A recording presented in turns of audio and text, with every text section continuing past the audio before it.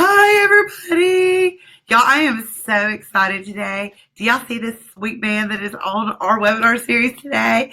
This is my good friend, Dr. Weiniger. And let me just tell y'all, he is my favorite person to catch flight with to and from Atlanta. And I'm kind of bummed because we haven't got to do that in a really long time. But it used to be we were always on a flight together.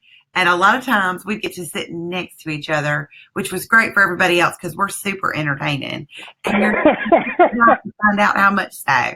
So if you don't know who Dr. Weiniger is, I mean, where have you been? He is a posture expert. I mean, well, he's really the expert, internationally known posture expert, author, speaker, clinician. He's kind of the man when it comes to your spine and posture. He speaks everywhere, like everywhere.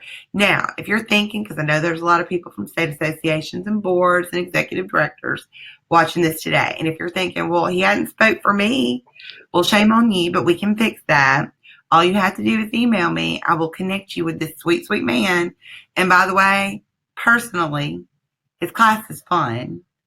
Very entertaining, very educational, but did I mention it's so much fun? You hear laughter from his class. And I don't know, the last time y'all took a CE class and you laughed? Probably never unless you were in his class. But anyway. Learning is supposed to be fun.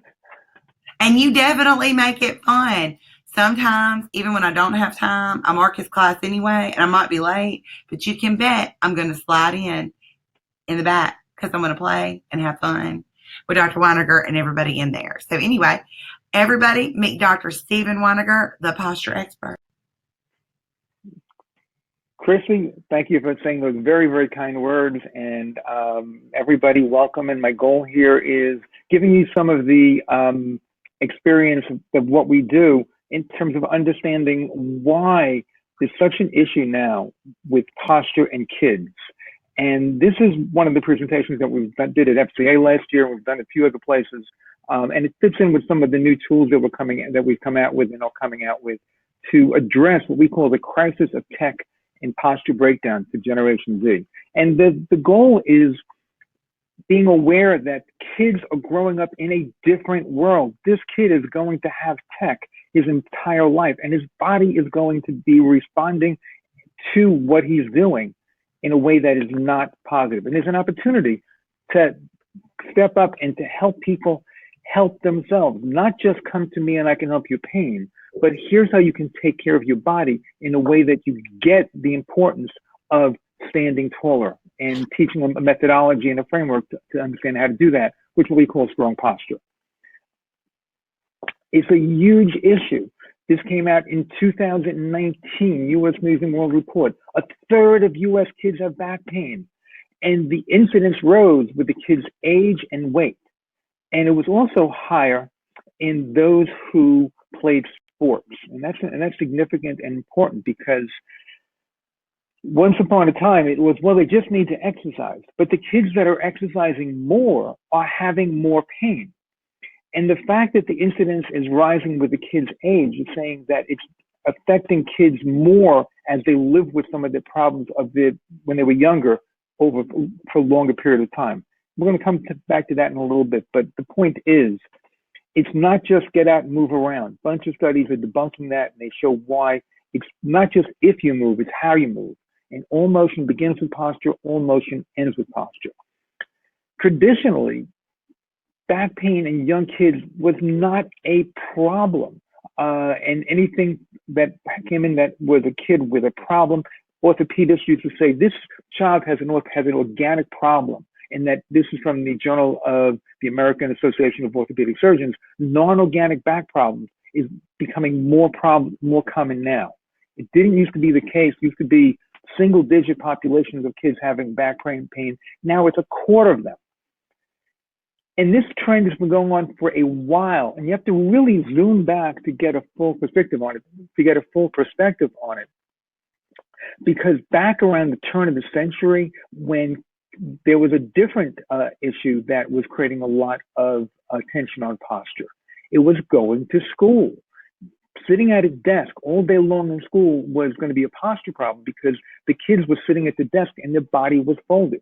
So sitting has been a posture problem that's been going on for a while. But tech is putting that problem on steroids. I'm going to show you why. The training once upon a time was, well, just stand up straight and get more aware of your posture. And they did things like putting a book with a glass of water on kids' heads, especially in young women, to teach them how to stand with good posture, because that was the perception at the time was necessary for a woman to be standing tall. Less so in guys because they were being athletic. And I think that part of the issue between the genders was because boys were being encouraged to go out and run around, and that helped to counteract some of the effects of sitting. The girls weren't being as active by and large, so that's why the issue was becoming more of something in focus at that point in time. But when you look at the dynamics of what happens, the postural shifts that happened then of people talking, when you look at the alignment in the drawing of a worst case scenario, a terrible story of the child sitting, the torso was pretty much directly over the hips when he was standing, and then the head was jutting forward. In a random picture of kids playing today, this fold is going on, but it's not just in the upper body or the lower body, it's the whole body folding. And this is significant because when you look at how the body is balancing, if the torso is balanced over the hips and the head is in the middle, then there's some equilibrium that can be reached. When the body is being folded backwards, the head has to work even harder to hold itself up. And these images, you can look around anywhere. I took the picture on the right hand at the barbershop, waiting to get a haircut. Yes, I do get my haircut. And if you'll notice, he's not thinking about anything. That's the way he's working. The picture of a child at the left, you can see how his standing posture, when he's being told to stand up tall, he's literally leaning forward. That's where the posture's on picture. And you can see that his pelvis is to the right of his feet and his head and torso going to the left. The balance points of bodies are shifting. This is affecting health, and it's going to be affecting health even more. Here's why. If you've been to any of my classes, one thing that we talk about is the meta study that was published in the Annals of Maternal Medicine, Tier 1 journal, in 2015. This is a meta study looking at 47 other studies of the effects of sitting on populations. And they found that in populations where people sat more, people had earlier mortality. And it was significant. And they had more disease. Things like people that sat 12 hours a day had a increased risk of type 2 diabetes of almost 91%. And other risks for injuries and for disease also went up. Not falls, because it wasn't an older population. This was done in mostly younger populations. And if you exercised, it helped to reduce it by about 30%, but 70% of the effect was maintained, leading the editors of the Annals of Maternal Medicine, which is a Tier 1 journal, to do an editorial in the same issue saying, holy smokes, there's a big problem. And the title of it was Too Much Sitting in Chronic Disease, Steps to Move the Science Forward. They talked about how we need more research because the potential for innovative approaches to reduce health risk of too much sitting, particularly for primary prevention, is considerable. Those are their words, not mine. The way that we put it, sitting can increase the risk of chronic disease, even if you get your daily dose of exercise. And if you spend 18 hours a day sitting with your body folded, your posture, your whole body literally folds over time. And that's what happens to these kids. But it's not just your body from a musculoskeletal point of view. The biomechanic balance point changes as well. That affects the viscera, the organs. And when that compresses, number one, you can't take as deep of a breath. Number two, it affects the other organs as well. And there's been a lot of effect on body, mind as well, with things like attitude, as well as the work done at Harvard that's been popularized on YouTube about how when your posture changes between a strong, confident position where your testosterone goes up and your stress and your testosterone goes down, but when your testosterone goes up and your cortisol goes down in a strong posture, When your posture is weak and folded forward, then the stress hormones, cortisol goes up and testosterone goes down. So when you feel confident, it's healthier. The issues that are going on in kids is huge. From the European Spine Journal in 2015, they found there was an association between home posture habits and low back pain in high school kids. And they found, and this is interesting, when low back pain starts in adolescence, there's a fourfold increase in the risk of developing chronic low back pain as we get to adults. And the conclusion was that this supports that the high prevalence and the impact of low back pain in late adolescence adds to the association with inappropriate postural habits.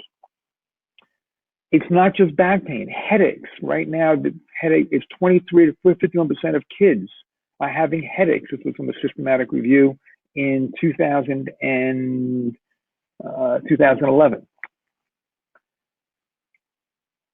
Cool study showed that kids that sleep near their phone get 21 minutes less sleep at night, and that the sixth graders had their electronics taken away after 5 nights at reading camp. Their reading ability and the comprehension went up. You're training them to multitask. The problem is multitask isn't multitask, it's distraction. Humans can't effectively multitask. You can focus on one thing at a time. That's why it's called focus. When you flip back and forth, you're creating and training attentional deficit where you can keep on getting distracted and losing the ability for concentrated focus. If you remember when you were taking your boards once upon a time, that was probably the time in your life when you're most trained to be a good learner, and you could sit down and study for hours at a time. When's the last time you did that? Other studies in younger kids are pointing to the problem that's coming that gets us so excited about helping people take care of problems like this, because there's a huge crisis that is this slow-growing wave that's going on now, and that's just beginning. The reason why I say it's just beginning, iPhones came on the market in 2007. They were the first widely popular iPhones. So we're 13 years into this new world. Studies showing that longer screen times were incrementally tied to lower test scores and poor development outcomes, especially in younger kids, in both 2-year-old kids, and when they came back later on looking at the same group of kids when they were 3, 2 years later when they were tracking them, the kids that when they were younger are spending more time in front of a screen or having slower development. So the kid that was born in 2007 and maybe got a phone in 2009, which was not that common, okay, they're first in middle school now. The more common kids that started getting phones when they were toddlers, those kids are still in elementary school. We're seeing the beginning of a problem. And this is literally reprogramming neurological development. Christy, if you could put on that first video. Kids are doing just about everything earlier these days. We're going to show you some YouTube video here of a 1-year-old who is happily and expertly playing with the iPad, apparently knowing just what to do. Then she tried a real magazine, brick and mortar magazine. She's trying to pinch and move and swipe the real magazine. Doesn't work quite the same way. Did you notice that the child was trying to, swipe the magazine, but wasn't able to, and then quickly went to the next thing? People's brains are being trained to keep on getting stimulated in different ways. And when I was a kid, I watched some cartoons when I was a little kid. And later on, when my own kids watched cartoons, I noticed that the cartoons became much, much quicker. The cuts were more quicker. And what's happening now is there's a hyperspeed focus on making people get more distracted more quickly. But the issues going on are not just neurologic and they're not just biomechanic. It's also respiratory. In kids that have asthma, the incidence of which is going up, and this is looking at it from one point of view. The kids with asthma had a smaller range of motion on cervical extension. They had a more forwardly bent neck. They had a greater thoracic spine angle in the mid-thoracic spine, and they also had greater levels of anxiety. and a more regular AP balance strategy. And ideally, when you're balancing, you should be moving around with a little bit of sway in all different directions. When you have a more regular balance pattern, it indicates instability. And so the conclusion was that young adults with asthma showed a different postural control strategy in the absence of any obvious balance impairments. So they weren't falling down, but they were moving and balancing their body differently. And this is why posture becomes so important in so many different ways. And when you take this to the next level, sleep apnea, which is what some kids are being given CPAP machines, not CPAP, that's the certification that we do, but CPAP, which is assisted breathing machines, and sleep with a mask on. One thing that I found really interesting was that children with obstructive sleep apnea, in contrast to adults, breathe best when they're in the supine position. So in other words, the kids, when they're sleeping supine, putting their head down flat, they were able to breathe better. But the adults could not breathe well that way. The adults had to raise their head up on usually 2, sometimes 3 pillows to be able to breathe. And to me, the reason is obvious, because in a child, they still have flexibility. So when you can pull their head back in alignment with the torso, the airway is more free, the shoulder girdle and ribs open up, and they're able to take a deeper breath more effectively.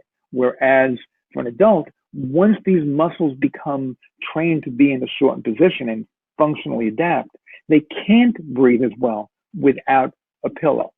And this is one of the people, to me, this is one reason why I know for work that we've done both with chiropractic and strong posture exercise, we've made some cool differences with helping people to be able to breathe more effectively.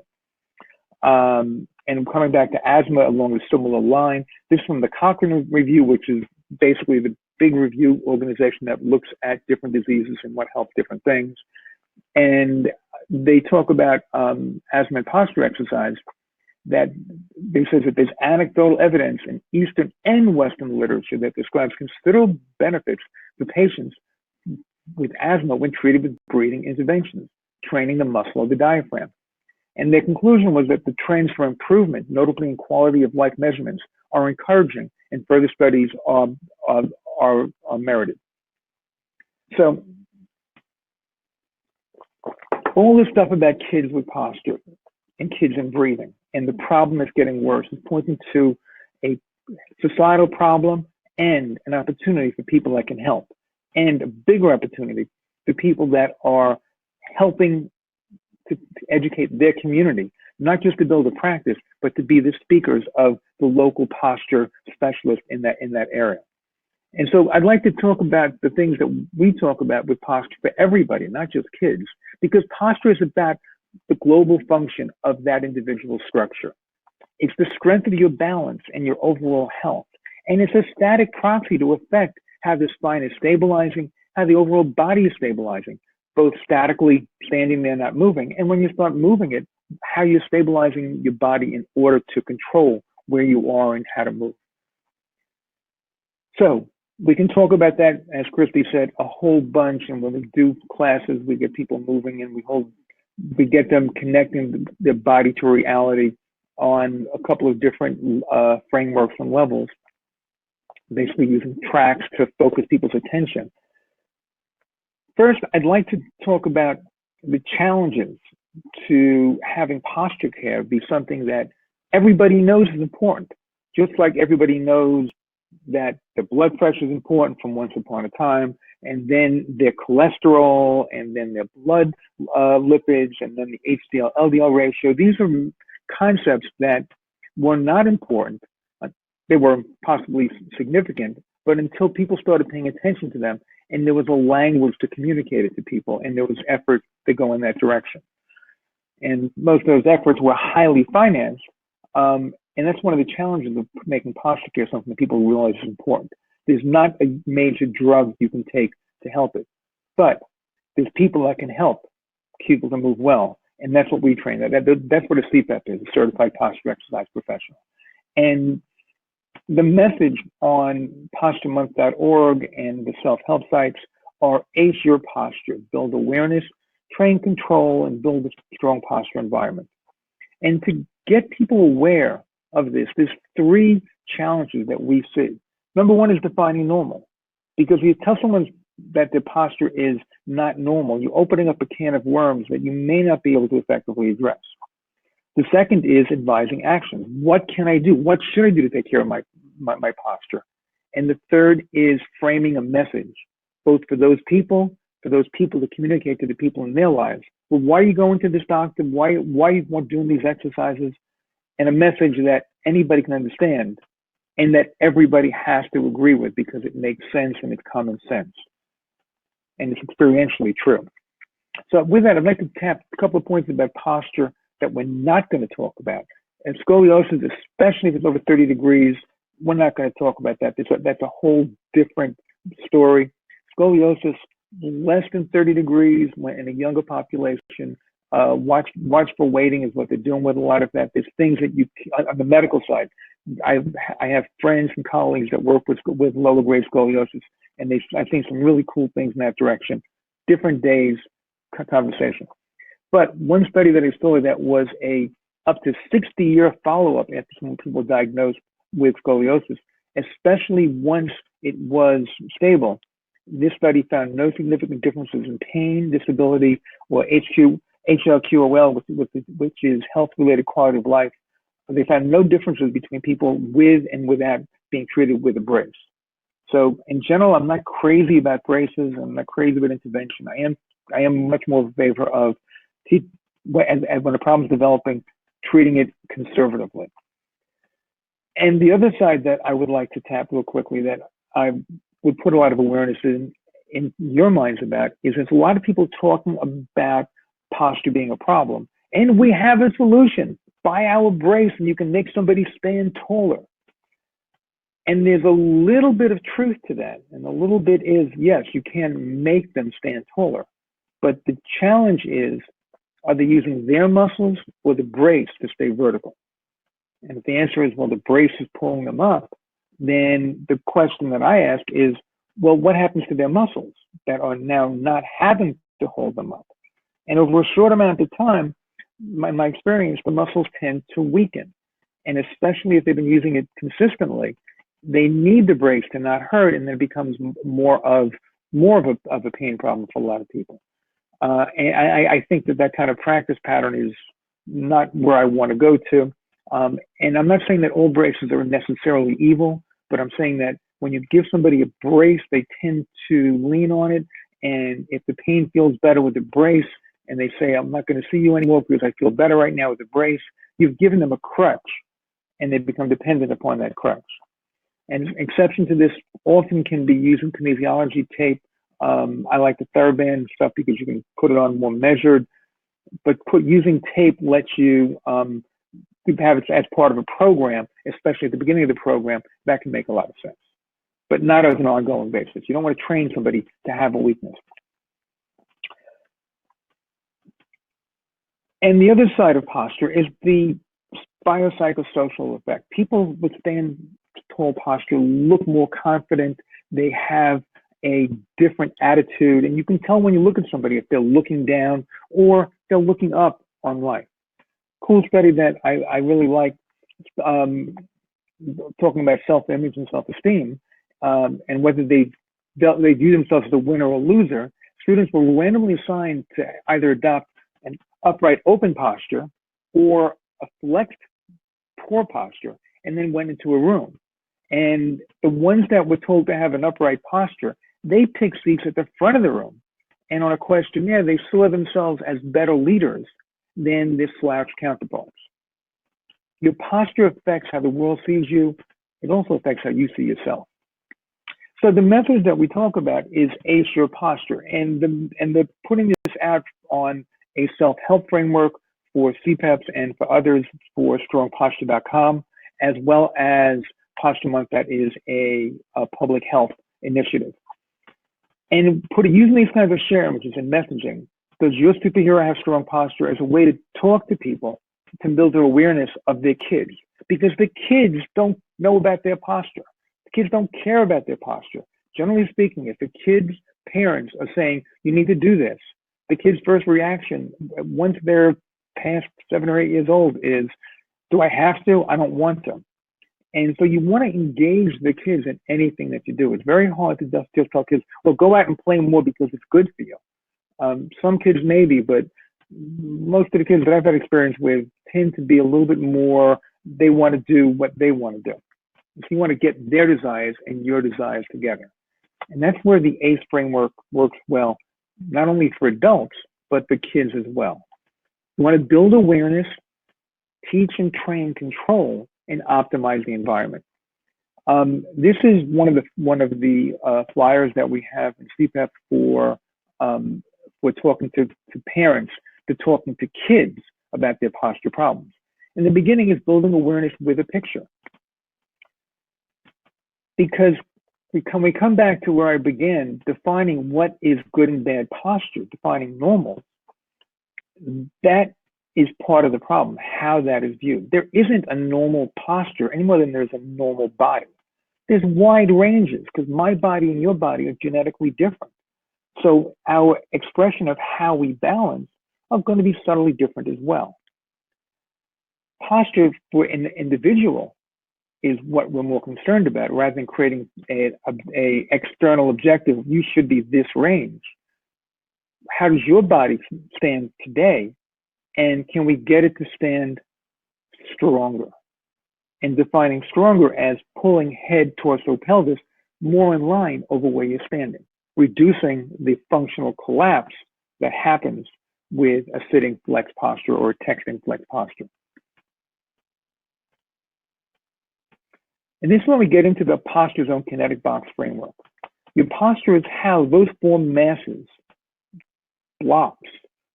Head is bouncing over torso, which includes the upper extremity. That's bouncing over the pelvis. That's bouncing over two stalks, the lower extremity. When you're standing statically and when you're moving dynamically, how you're balancing, what you're doing to align it, and that then sets the stage for dynamic motion. And building that systematically is what we do with strong posture exercise. And all of this work is based on work that Yanda did with upper cross and lower cross syndrome. As those of you that know me know that I'm a big fan of Yanda's work. I spent time with Professor Yanda when he was alive, both in the States and in Prague. And the ideas that we talked about in this orthopedics textbook was about how those blocks of mass, how they translate into both patterns of weak and strong muscle, but also into patterns of where you're aligning the head, torso, and pelvis. And there's basically this upper cross and lower cross and combine their layer syndrome. And this is a 2-hour lecture by itself. If you know what I'm talking about, plug it in here. If not, I hope to see you at a seminar or take the online course. But remember, for everybody, these cross syndromes, even though they're expressed in a lateral view of patterns of strong and weak muscles, or in a table of these muscles are strong and these muscles are weak, the tables are looking at gross muscles. And these cross syndromes are all three-dimensional patterns. And within those three-dimensional patterns, the mechanical effects propagate from the bottom up. The control effects work from the top down. So in other words, mechanically, muscle and ligaments are bound from the structure from the top down within the control patterns of the nervous system that's generated from the top down. And when we talk about the collapse of posture, there's a vicious spiral that happens between the perception neurologically as well as the biomechanics of changing muscle length ratios between flexors and extensors, between different parts of the body, as well as stretching ligaments on the large muscles that you're looking at with upper and lower cross, as well as on the tiny muscles inside that we're looking at with a flex posture. And this ultimate collapse of the kinetic box is what we talk about and what you can quantify with a picture looking at posture zones. So the issues that we can talk about that are actionable from a public health issue, to me, the number one is pain. Scoliosis, maybe, but I'm not going to put everything on that because it's a complicated story. Preventing sports injury and improving performance, both of which respond to posture. From a performance point of view, all motion begins with posture, and if a child's posture is weak and he's training that weak posture, Injuries goes up, and his form goes down. Form is posture and motion with sports. It also affects mentally his self-image and confidence, as we've just seen, as well as the kid's attitude a lot of time, as well as his ability to focus. And from what we spoke about earlier, things like asthma and sleep apnea may be involved in posture as well. So there's a whole constellation of issues that addressing posture can play a part in helping. And I'm not saying to treat all these things as the only doctor involved, because a really important point with any clinical intervention is to know your lane, know what you can help, and know what you should be working with other people. And the value of connecting with other people is once they, and I say they, I mean other physicians, view you as a posture specialist, all these different kids that they're seeing, that they are also now seeing are having more of a posture problem. Their question is, what do I do with this patient? You're the answer to that. And that's why becoming the posture specialist is such a strong potential niche that has not been built. The challenge with adults and with kids, even more so with kids, is the compliance problem. When you look at a kid, especially when they be teenagers, so what? Why should I do it? Who cares? You got to put it into what's important to them. You want to look good. You want to be smart. You want to look good in selfies, not bent over. Look at how people pose when they're in a selfie. Even kids that have terrible posture, they stop and straighten up. Making them aware of that by systematically measuring it and adding one more thing to it. When posture collapses and flexes, what do you look? You look old. And you talk to a teenager, looking old is never cool.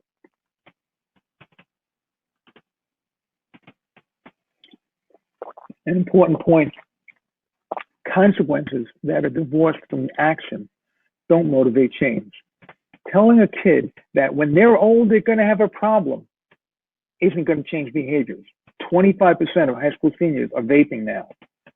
They've been told that smoking is a bad idea, but they're still doing it. So the message that we talk about with acing your posture is standing tall with strong posture, improving how you sit, stand, and move. And that's part of the program that we're coming out with for CPAPs to help them also promote this in the larger world. Beginning with building awareness and documenting posture, showing someone what's causing the pain. If they came to their office, likely they came with pain, and more kids are having pain. Benchmarking their posture, that picture is worth 1,000 words, because you can then connect them to their posture over time with following what you're telling them to do. This is something that ABC did, interviewing me about posture. Christy, if you could play that clip now, that'd be great.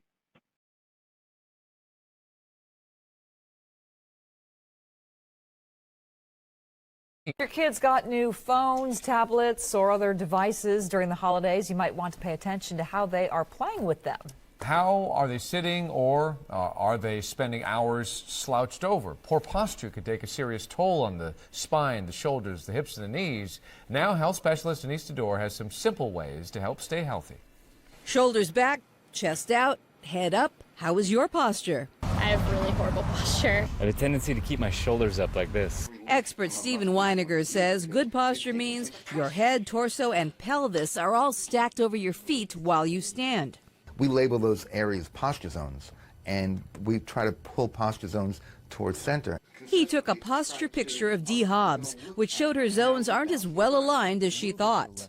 And your pelvis is quite a bit to the left of center line. I am definitely surprised. He says Dee can improve her posture, and so can you. Making people aware of their body is the first thing you need to do to start functionally strengthening your posture. Weiniger's formula, BAM 3-2-1. Balance 3 times a day, alignment 2 times a day, and motion once a day. Stand tall and touch the wall. To improve balance, lift your leg so your thigh is parallel to the ground while touching a wall. Hold it for 5 breaths. For alignment, move side to side while sitting on a balance ball. For motion, try moving forward and backward on the ball. You also feel the difference in your neck as well, too, as you're doing it? While sitting at your desk, place your monitor and keyboard right in front of you so your torso doesn't twist. Also, make sure your hips are higher than your knees while you sit. Choose a chair you can adjust slightly forward or put a pillow on your seat. This feels better. Weiniger says today's kids are at more risk for poor posture because of tablets and iPhones. They often sit in a tense position with their backs and their shoulders rounded. Experts say the best way to teach them how to have better posture is to take a picture of them. Isabella, take a look at this so that they can see how they look and hopefully improve their posture. And we're done. And are we back online? Okay, I think we're back online. Did you notice the little girl's face at the end when she saw the picture of her posture? When the woman first came over there, the lady with the TV camera guy behind her came over to this little kid and said, "Hey, here's your posture." The kid's attitude for looking at her face was, "Yeah, lady, what do you want?" Look at this little girl's face right now when she sees her picture. And look at look at the other girl just past her. When people see their picture, they're engaged, and this is the power of connecting what they see, their awareness, with a story that's true and that connects with what they feel and how you can help them to help themselves stand taller. And what you do, if you're a chiropractor especially, to unlock tight links in the kinetic chain to let them move well. Posture Zone is a free app for the public. It lets you measure and benchmark how you're aligning by measuring the deviation of the head, torso, and pelvis of where you're standing. You can add other lines to it easily. And the difference between just looking at curves, and I get kyphotic curves, I get lordotic curves. When you think about it, if the curves are increasing, there's a collapse that's happening in posture. This man's in his 20s. It starts when they're kids. And this is what we talk about with the collapse of posture. There's a little loss of height. And when that happens, you can just look at the curves, but curves aren't actionable. When you look at the masses of where the head, torso, and pelvis is, you can look at the zigzag that happens by benchmarking that and measuring that. And that increased angle of deviation of each posture zone of the way the person is standing becomes a quantitative measure that you can benchmark and then compare that posture to over time.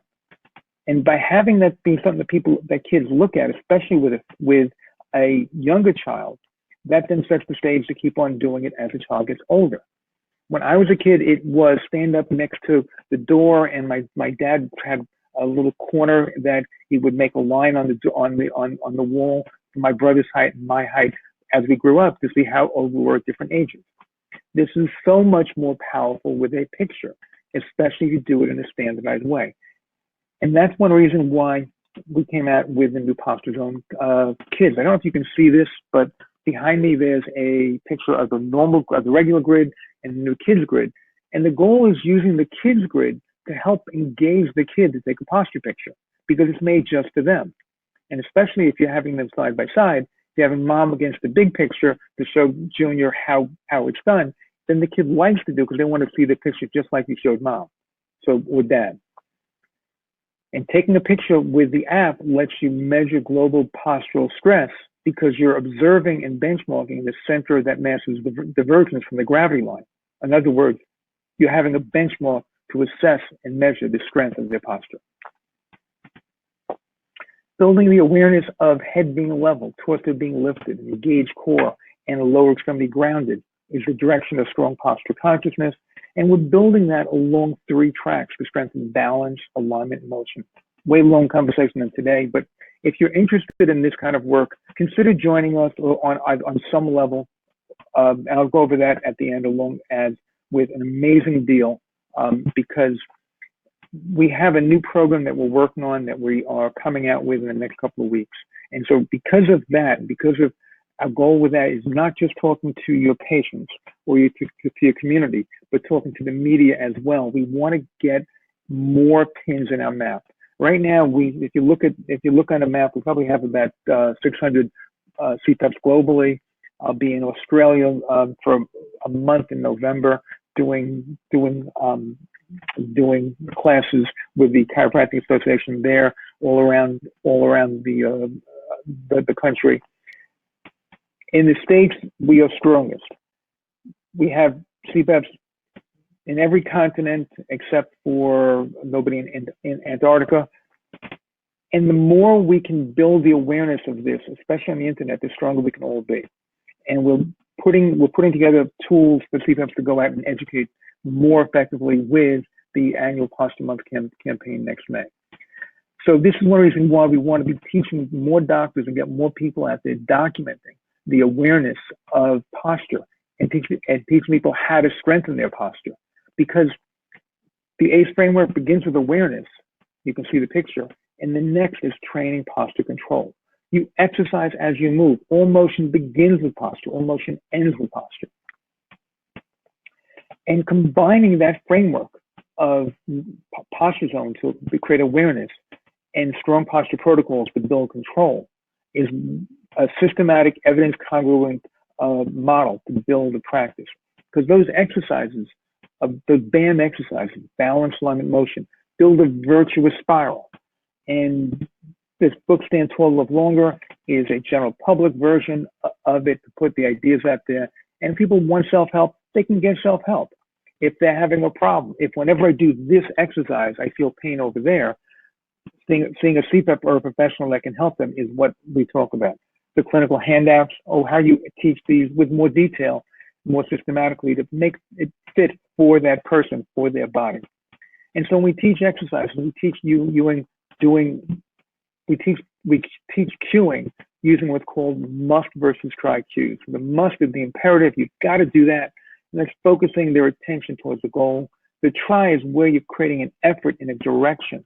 So their awareness of the accuracy of the errors, as well as errors from a proprioceptive, visual, verbal point of view, gives them feedback to go towards accuracy of how they're balancing, how they're aligning, and how they're moving.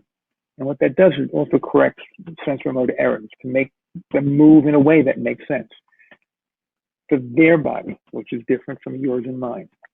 That's Professor Yanda. And one thing that he said that I always found very profound, if you want to do functional exercise, if you want to rehab people functionally, and you want to rehab systematically, you want to create a test that is the exercise, that is the activity. And the exercise, the activity is the test. And you can't do this by looking at all the different things at the same time. You have to pick one thing at a time to focus on. And that's what we've done with the must versus try cues and the strong posture protocols. Teach people how to control one thing at a time. The first track begins with balance. Standing tall, lifting one leg up to 90 degrees, keeping the standing leg straight and the standing foot locked. You'll notice this young lady, when she's standing tall, her posture looks pretty good, but you'll also notice that her standing leg has a slight bend in it. And what you should do with someone like that is correct that from the bottom to the top, and then keep on correcting the issues that happen as a result of that, because she'll drop a knee, lean forward, look up in the air. The goal is looking at the subtleties. I'm a chiropractor. There's incredible power in looking at the subtleties of the spine and restoring spinal motion and affecting the neurophysiology at that level. But the body works as a whole unit. And if you want to address subtleties of posture, the best way to do that is the strong posture BAM protocols.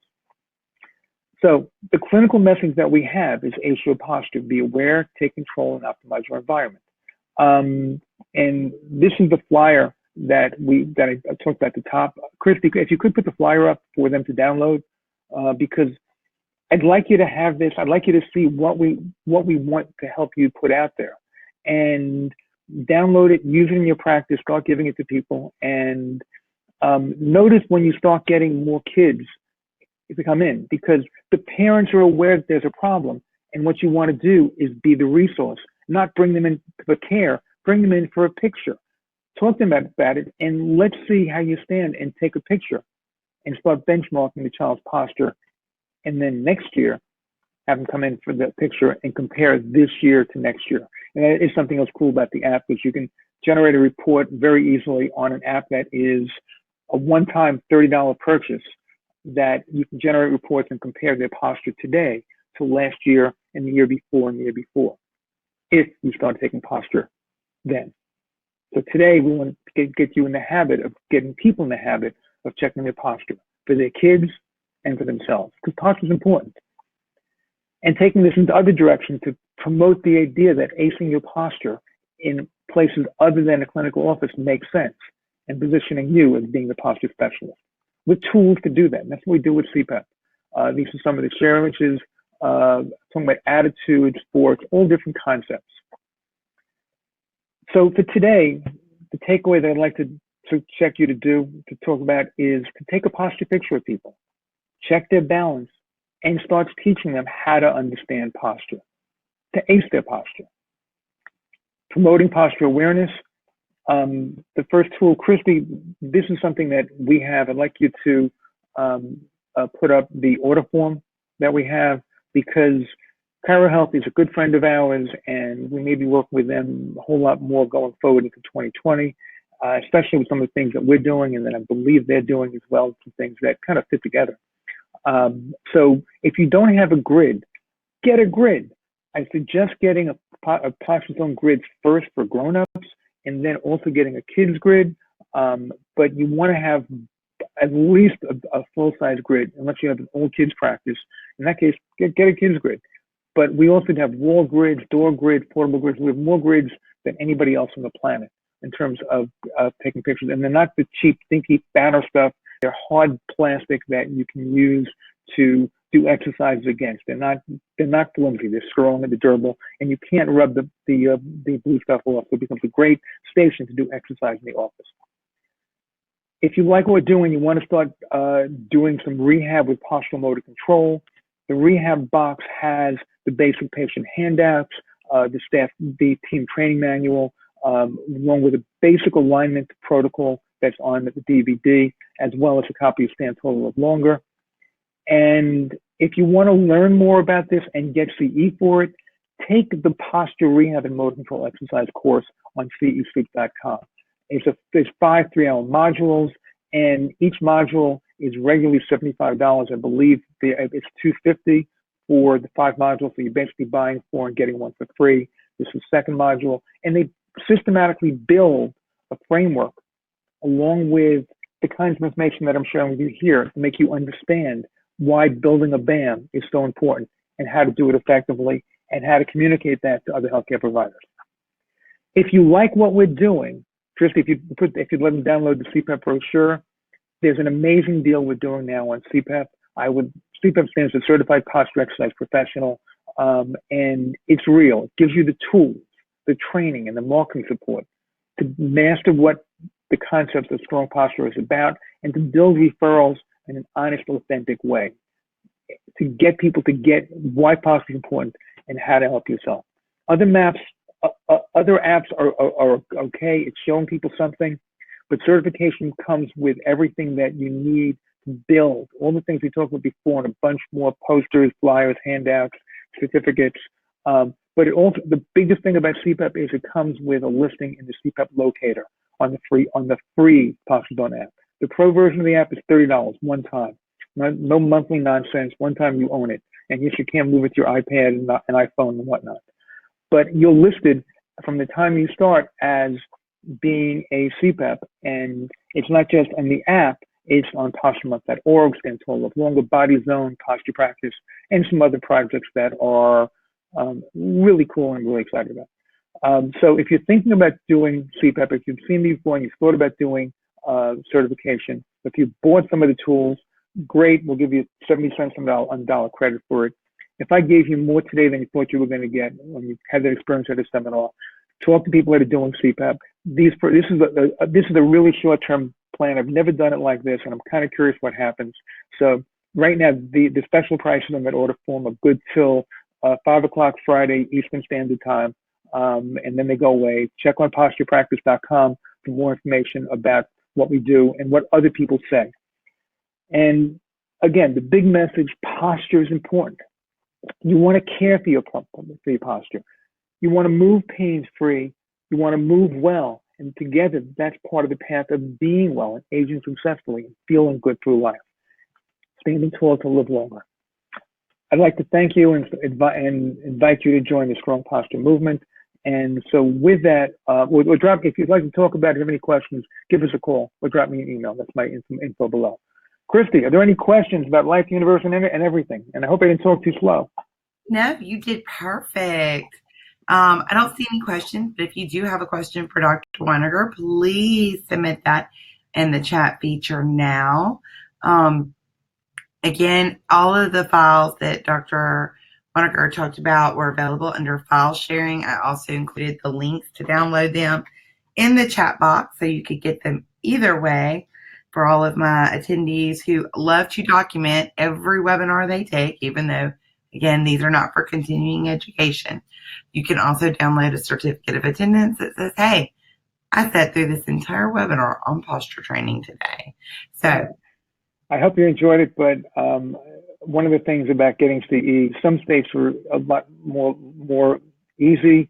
Some states are really strict, and that's why I'm really proud that in addition to having the online course, we put together a new platform, cesoup.com, for online education. And I don't think I told you this. I think when I saw you in Florida, I said that we had it for most of the big states, but we didn't have it yet for Florida, because Florida came out with some new regulations. That's this whole other level of complexity and demanding doctors to be at a certain level. Well, our platform now is good for CE in Florida as well. And we're going to be, for some of the things we're doing, we're going to be adding systematically to the CPAP training. And so the people that, if you're a CPAP and you're here right now, you know what I'm saying. So if you're thinking about doing CPAP or just working with some of that stuff, you'll find that my goal is building a tribe of people that are teaching other people how to move well. A question that people sometimes ask is, what's the difference between this and yoga? And that's a good question. Yoga is good, but yoga, you're focusing on a lot of things at a time. And yoga is something that you can't do well in a clinical setting unless you've got a different kind of a practice. I had a really busy practice, a lot of people running back and forth, and being able to document that this is what we did on a patient, this is why, was the reason why we came out with the clinical handouts, because the left column is the goal of the exercise, the purpose, what you're doing, and how to, and what you wanted that patient to do on a very specific way, with a place to write in anything that is different for them. But generally, it becomes a roadmap, a very systematized, step-by-step roadmap to let you individualize an exercise for that person in a way that is unique to them, that they can feel, and that you can easily communicate to an insurance company without a whole bunch of paperwork written, which I know you like, Christy. Yes, I love it. I was just going to say, y'all, do y'all hear this? He is outlining the perfect documentation, goals, beginning and end, what we're looking for. I just love it. You made my heart skip a beat, Dr. Weiniger. I don't know if I told you this, but the reason why I know that stuff, did I ever tell you this story? Okay, along the way, in my checkered history in this profession of 40 years this year, which is mind-boggling, I've been on the board of directors of 2 different managed care credentialing companies. So in order to get your name on the list, somebody had to put your name on the list, and they had to apply to it and put things in. We created those companies back in the 90s when managed care first started, and so I've negotiated with Cigna, State Health, and we've had the contracts for some of the major employees in Georgia over time. So I've lived a little bit in that world and decided that that was not where I wanted to be, because that's not a long-term way to keep on helping people. You need to do it, but you need to build value past insurance. And that was one of the beginnings of getting into posture, by making people aware of their body, letting the insurance company send them to me, get them feeling better, moving better, out of pain, and making that process not be an add-on, but intrinsically build the value of, you know what, doc, can I come back in because I need this? Even if the insurance won't pay it. They're terrible, they're horrible, but you're great. I want you to help me. And building that relationship, that's key, I think. I agree with you. And, you know, it's interesting because I talk to doctors all the time in my classes about insurance reimbursement. And I think we can all pretty much agree it kind of stinks. But I'll tell you this, one of my worst payers, the number 1 referral source in our practice. Number 1, y'all, they cover like 5 or 6 visits. Our PDA is way higher than that. I just need them to come in the door. We'll take care of those 5 or 6 visits. But the fact that they keep coming afterward, they're willing to pay out of pocket, that's when you show them the value of chiropractic in your office, and then it becomes an investment in themselves. And the value of doing posture as part of that at the beginning, it then lets you engage them in a way that they can engage others using a free app. Mary, download the app while I'm working on it. You can go home and show your husband what you look like. Then you're showing her how to use a simple free app. And it's like, go home and show your husband. When she goes home, she's not showing her husband. She's saying, honey, stand up straight. Let me take a picture. She sure is. And I will then, say that the posture app and using that grid at a health fair, nothing gets people, first of all, whenever you're taking pictures of people, you're going to have a crowd. Number two, they're like, well, my posture doesn't look that bad. You want to bet? Why don't you get up there and stand up? Next thing you know, they're all comparing pictures of one another. Nobody wants to have the worst posture at a health fair. Well, and the other part that to me is one of the biggest opportunities now. It is. And I mean, let's be honest, if people can't access it from their phone, they're not interested. You're engaging them in the iPhone world, which is ironic because they're probably in this position because of this silly iPhone to begin with. And the other part of it is because that's the world in which we live, the medical doctors, other health providers are seeing this as a problem. And with the opioid issues, they don't have a place to send people that this is a good thing to do for your body. If you make the message that this is about posture, they agree with you. And if you're giving them information like their picture on a regular basis and talking to them about it in a way that makes sense with a simple report, you can build referrals from people that you never thought you'd get referrals from before and build a practice that way. And that's gold. Completely agree with that. And I will say that that's one of the things when you have that initial photo of their posture and then you reevaluate them and take another picture and you're showing them their progress. Nothing, they say a picture is worth 1,000 words. Trust me, it has one heck of an impact on somebody when they can physically see in an image the progress that they're making because of the help that you're providing them. And I did put in the link here to, you have the order form. There's also a link to the website, the posture practice website, cesoup.com. Y'all, Dr. Weiniger, don't mention, isn't he fabulous, y'all? Entertaining, educational. He's so much fun. So much fun. Well, I appreciate those kind words. Also, something about that. If you look at any of those products on either Posture Practice or Posture Zone, where we sell grids and whatnot, you'll see that the prices are a lot higher there. What you need to do is, if you want to get those prices, and this is a this week thing, you need to either call the number on the form and say that you're at the Chiro Health webinar, or just fill out the form and fax it and fax it to us. But these things are it's not a landing page thing. We're not sending it up. This is like a one shot. This is a deal. If you want it, great. If you want to think about it till next week or two, that was then, and then is then. And I just repeated that again, the order form again. If you want the best price, use that.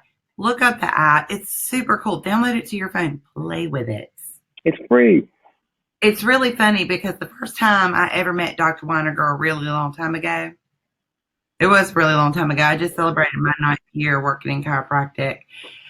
And we were at an event, and that's when I first learned about his posture app. And I was like, oh my gosh, this is your app?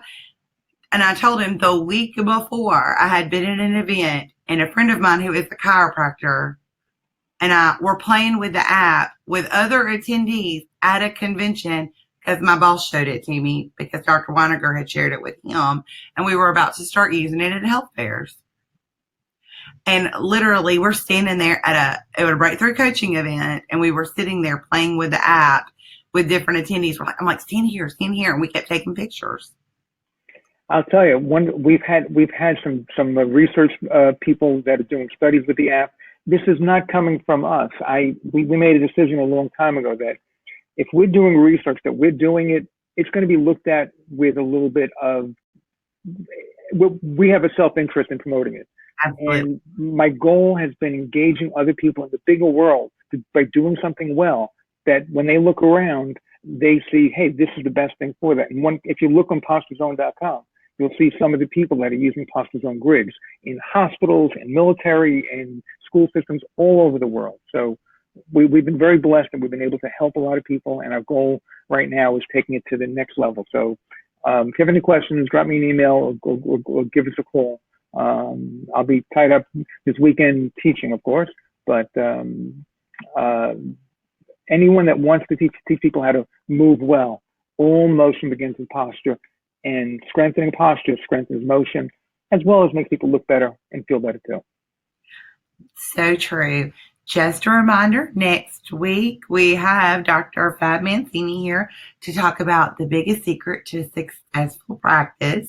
And then we are taking a week off because I am flying to Seattle to teach for the American Academy of Professional Coders. And it just so happens that when they rescheduled my class, it is at the very same time as my webinar series. So we had to skip a week, and then we're coming back with Sean Deal to talk about his new book, None of Your Business. And then we're going to wrap up the month with Dr. Stephen Krause on how to get more PI patient referrals. I mean, it's just going to be a fabulous month in chiropractic.